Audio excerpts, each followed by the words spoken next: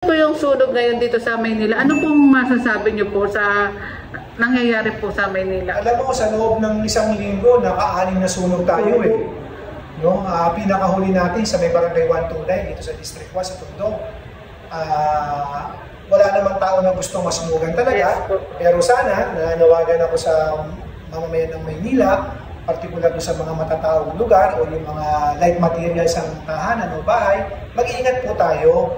Ingatan natin yung tahanan natin, yung property natin, yung bahay natin. Minsan kasi sa paggamit ng kandila, may naiiwan na nakasaksak. No? Maging responsable po tayo. At lagi tayo mag-worry bago tayo umalis, i-check muna natin yung tahanan natin.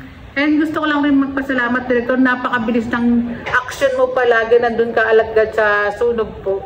Oo, kailangan eh. Kasi alam mo, kahit Sabado at Linggo, si Yorme umiikot. Si Yorme nagtatrabaho, walang pinipiling oras at araw. Kaya kailangan sabayan talaga natin. Salamat, Director.